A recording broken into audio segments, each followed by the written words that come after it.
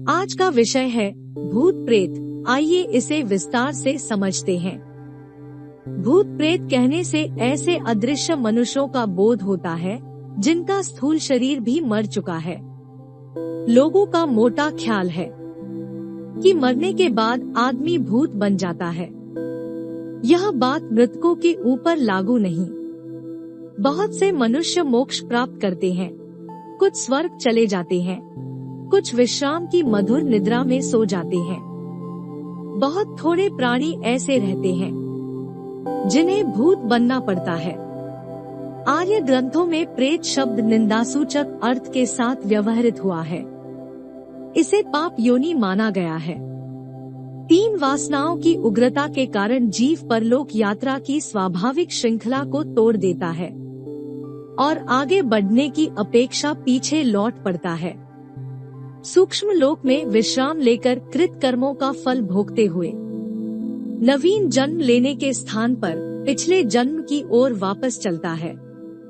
पूर्व जीवन से अथवा किसी प्रियजन से अत्यधिक मोह होने के कारण या किसी ईर्ष्या द्वेष में अनुरक्त होने पर मृतात्मा जहाँ का तहाँ ठहर जाता है। उसकी आंतरिक स्फुरना आगे बढ़ने के लिए प्रेरित करती है, पर वह किसी की नहीं सुनता और वहीं का वहीं अड़ा रहता है। जीवन भर की थकान, कर्मों का भार, इन दोनों के कारण से वह बड़ा बेचैन रहता है। राग द्वेष की इच्छाएं, शरीरपात का लोभ, यह सब भी कुछ कम दुख नहीं देते। इसके अतिरिक्त स्थूल लोक के अधिक संपर्क में रहने के कारण उसकी इंद्रियों में भी स्थूलता का अधिक भाग आ जाता है, अतएव वह भोग पदार्थ की भी इच्छा करता है। यह सब विषम स्थितियां मिलकर प्रेत को बड़ा बेचैन बनाए रहती है। वह व्याकुल, पीड़ित, आतुर और दुखित होता हुआ इधर उधर मारा फिरता है। ऐसी घटनाएं हमारे सुनने में आती हैं कि अमुक स्थान पर भूत रहता है, बीमार कर देता है, पत्थर फेंकता है या और उपद्रव करता है। सहायता करने की अपेक्षा भूतों द्वारा हानि पहुंचाने के समाचार अधिक सुने जाते हैं। इससे प्रतीत होता है कि भूतों को मानसिक उद्वेग अधिक रहता है। इंद्रिय लिप्सा या मोह श्रृंखला में बंधने के कारण ही वे इस दुर्गति को प्राप्त होते हैं। जिन्हें स्वादिष्ट भोजनों की चाटुकारिता और मादक द्रव्यों की आदत, नाच तमाशों में अभिरुचि, मैथुनेच्छा विशेष रूप से होती है, जिन्होंने जीवित अवस्था में इंद्रियों को इन खराब आदतों का गुलाम बन जाने दिया है, वे विवश होकर मृत्यु के उपरांत भी इन्हीं वासनाओं में ग्रसित किन्हीं अन्य व्यक्तियों को देखते हैं, तो उनके माध्यम द्वारा अपनी तृप्ति करने के लिए उन पर अपना अड्डा जमा लेते हैं और उनकी इंद्रियों द्वारा स्वयं तृप्ति लाभ करने की चेष्टा करते हैं। कहा जा चुका है कि भूतों की वासनाएं बहुत नीची श्रेणी की होती है, इसलिए वे वेश्यालय, मदिरालय या ऐसे ही अन्य त्याज्य स्थानों में विशेष रूप से मंडराते रहते हैं। इन स्थानों से संबंध रखने वाले लोगों के शरीर पर यह भूत गुप्त रूप से अपना अड्डा जमाते हैं। वे मनुष्य यद्यपि इनको पहचान नहीं पाते, पर इतना तो अनुभव करते ही हैं। त्याज्य स्थानों पर जाते ही उनकी वासना असाधारण रूप से उत्तेजित होती है। भूत होते तो हैं, पर बहुत ही कम संख्या में होते हैं, क्योंकि भूत योनि अस्वाभाविक योनि है। यह नियत क्रम के अनुसार नहीं, मृतक के मानसिक विग्रह के कारण मिलती है। भूत कभी अपना थोड़ा बहुत परिचय देते हैं, अन्यथा जनसमाज से दूर किन्हीं एकांत स्थानों में अपनी वेदना छिपाए पड़े रहते हैं। विक्षिप्त दशा में होने के कारण वे कोलाहल से दूर रहना ही पसंद करते हैं। अपना परिचय प्रकट करने की इच्छा तो किसी को और विशेष स्थिति के कारण ही होती है। फिर भूत व्याधा की इतनी चर्चा जो सुनी जाती है, वह क्या है? ऐसे प्रसंगों में भ्रम के भूत ही अलग रहते हैं। एक पुरानी कहावत है कि शंका डायन, मनसा भूत जिसे डर लग जाता है कि मेरे पीछे भूत पड़ा हुआ है, उसके लिए घड़ा भी भूत बन जाता है। मन में भूतों की कल्पना उठी कि पेट में चूहे लोटे। शाम को भूतों की कहानी सुनी। कि रात को स्वप्न में मसान छाती पर चढ़ा। एक बार 2 मनुष्यों में शर्त हुई कि रात को 12 बजे अमुक मरघट में कील गाड़ आए तो 50 रुपए मिले। वह मनुष्य रात को मरघट में सो गया। रात अंधेरी थी, जल्दी में वह अपने कुर्ते के कोने को कील समेत गाड़ गया। जब उठा तो उसे विश्वास हो गया कि मुझे भूत ने पकड़ लिया है। उसने डर के मारे एक चीख मारी और बेहोश होकर वहीं मर गया। इसी प्रकार अनेक बार अपना भ्रम ही भूत का रूप धारण करके दुख देता रहता है। ऐसे भूतों से मन के सावधान हुए बिना छुटकारा नहीं मिलता। जिन अशिक्षित जातियों में अज्ञान और अशिक्षा घर किए हुए होती है, उनको भ्रम के भूत अधिक आते हैं, किंतु सुशिक्षित परिवारों में प्रायः उन्हें स्थान नहीं मिलता।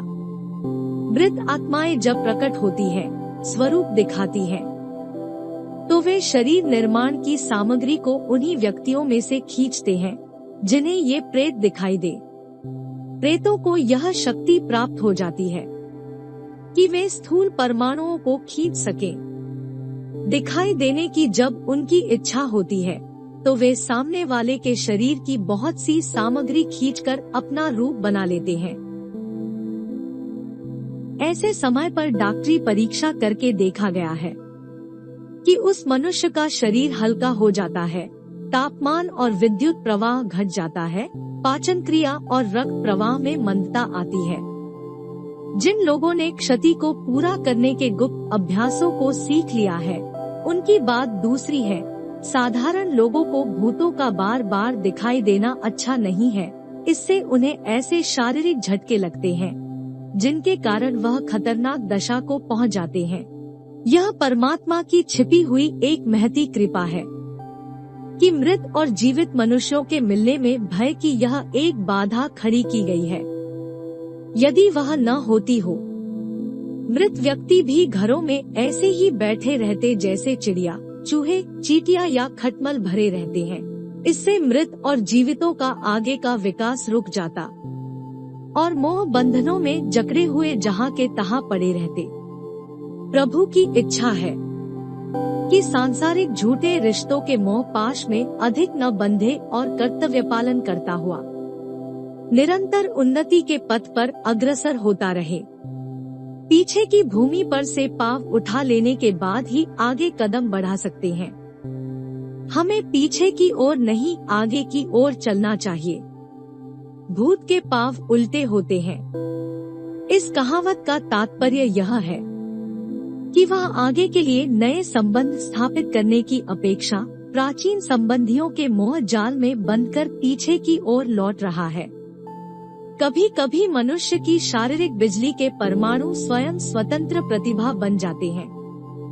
स्वभावतः आप किसी घर में घुसते ही वहां के निवासियों की स्थिति जान सकते हैं, क्योंकि वहां रहने वालों के मानवीय तेज उस वातावरण में मंडराते रहते हैं और आपके मानसिक नेत्र इस बात को आसानी से पहचान लेते हैं कि यहाँ क्या वस्तु भरी हुई है। जिन स्थानों पर कोई भयंकर कार्य हुए हो, वहाँ मुद्दतों तक वैसा ही वातावरण बना रहता है। अग्निकांड, भ्रूण हत्या, कालादि ऐसे दुष्कर्म है जिनके कारण उस स्थान के ईंट पत्थर भी मूक वेदना से सिसकते रहते हैं। सताए हुए प्राणी की व्यथा साकार बन जाती है और जागृत या स्वप्न अवस्था में वहाँ के निवासियों को डराती है। कई मकानों को भुता समझा जाता है। वहाँ रहने वालों को भूत दिखाई देते हैं। ऐसे स्थानों पर किसी के अत्यंत हर्ष, द्वेष, क्रोध, दुख या ममता की साकार प्रतिमाएं ही प्रायः अधिक पाई जाती हैं, क्योंकि वास्तविक भूत कोलाहल से कुछ दूर और एकांत स्थानों में ही रहना अधिक पसंद करते हैं। छोटी श्रेणी के भूत केवल मानसिक आघात पहुंचा सकते हैं। डरा देना या बीमार कर देना यह उनके वश की बात है। निर्बल शक्ति होने के कारण वे न तो अपना स्वरूप प्रकट कर सकते हैं और न किसी की अधिक क्षति कर सकते हैं। हाँ, छोटे बच्चों पर इनका आघात प्रहार हो सकता है, दुर्वासनाओं का बाहुल्य रहने के कारण यह दूसरों के साथ बुराई ही कर सकते हैं, भलाई नहीं। मध्यम श्रेणी के भूत जो अधिक बलवान और आतुर होते हैं, वे अपने नाना प्रकार के रूप धारण कर प्रकट हो सकते हैं। वस्तुओं को इधर से उधर उठाकर ला और ले जा सकते हैं। किसी मनुष्य के शरीर पर अधिकार करके उसकी इंद्रियों से अपनी इच्छा पूरी कर सकते हैं तथा पागल या बीमार कर सकते हैं। ऊंची श्रेणी के वीर ब्रह्मा, राक्षस, वेताल, पितर आदि कुछ सहायता भी कर सकते हैं। वे छोटे भूतों का आतंक हटा सकते हैं। वर्तमान और भूतकाल की गुप्त घटनाओं को बता सकते हैं। बहुत पूछने पर भविष्य के बारे में भी थोड़ा बहुत कहते हैं, पर वे बातें कभी कभी गलत भी सिद्ध होती है। शाप वरदान देना भूत के वश की बात नहीं है, क्योंकि उसके लिए जितने आध्यात्मिक बल की जरूरत है वह उनमें नहीं होता। मनुष्य शरीर के एक कण में एक स्वतंत्र सृष्टि रच डालने की शक्ति भरी पड़ी है। यदि यह कभी विशेष मनोबल के साथ निकले हों और फिर वह स्थान सूना पड़ा रहे, तो बाधा रहित होने के कारण वे बीज बढ़ते, पकते और पुष्ट होते रहते हैं। हजारों वर्ष पुराने खंडहरों में किन्हीं भूत प्रेतों का परिचय मिलता है। हो सकता है कि वे आत्मा अब तक अनेक जन्म ले चुकी हो और उनके पूर्व जन्म के यह कण उन भावनाओं की तस्वीर की तरह अब तक जीवित बने हुए हो। लेकिन ऐसा होता खाली मकानों में ही है, क्योंकि वहाँ उन प्राचीन कणों की स्वतंत्र वृद्धि करने में कोई बाधा नहीं आती। जो स्थान मनुष्यों के निवास केंद्र रहते हैं, वहाँ उनकी गर्मी उन प्राचीन प्रतिमाओं को हटा देती या नष्ट कर देती है। किन्हीं तेजस्वी आत्माओं के शाप और वरदान एक स्वतंत्र सत्ता बन जाते हैं और वह भी जीवित मनुष्यों की तरह हानि लाभ पहुंचाते हैं। शंकर के कोप से वीरभद्र गणों का प्रकट होना, दुर्वासा के क्रोध करने पर उनकी जटाओं में से एक राक्षसी का निकलकर अम्बरीश के पीछे दौड़ना, इस प्रकार के मानस पुत्र भी मूर्त रूप हो सकते हैं। किसी की हाँ इतनी साकार हो सकती है कि पिशाच की तरह सताने वाले का गला घोंटने लगे। वरदान, आशीर्वाद, शुभकामनाएं चाहे हमें मूर्तिमान दिखाई न दे, पर वे देवता की तरह साथ रह सकती हैं और दुखद विपत्तियों में से भुजा पकड़कर दृश्य या अदृश्य रूप से बड़ी भारी मदद मिल सकती है। कई मनुष्य कुएं में गिरने पर भी बेदाग निकल आते हैं या ऐसी ही अन्य प्राणघातक विपत्तियों में से साफ बचाते हैं। हो सकता है कि कोई आशीर्वाद उस समय हमारे ऊपर अदृश्य कृपा प्रकट कर रहा हो। इस प्रकार दूसरों के भले बुरे विचार भी भूतों की भांति अपने अस्तित्व का साकार या निराकार परिचय दे सकते हैं। इस प्रकार अनेक जातियों के भूत पिशाच संसार में मौजूद हैं। उसी प्रकार अदृश्य लोक में भी अनेक चैतन्य सत्ताएं विद्यमान है। यह अकारण हमसे नहीं टकराते। हमारे मानसिक विकार इन भूतों को अपनी ओर बुलाते हैं। भय, भ्रम, संदेह, आत्मिक निर्बलता, दुर्गुणों का बाहुल्य, इन सब कारणों से भूतों को अधिकार करने का अवसर मिलता है। यदि आपकी आत्मा निर्बल नहीं है, आत्मा पापों के कारण भयभीत और शंकित बनी हुई नहीं है, तो ये बेचारे भूत आपका कुछ भी अहित न करेंगे। इस पुस्तक के अन्य अध्याय सुनने के लिए डिस्क्रिप्शन बॉक्स में दिए गए लिंक पर क्लिक करें। For more videos visit our channel. Please like, share and subscribe.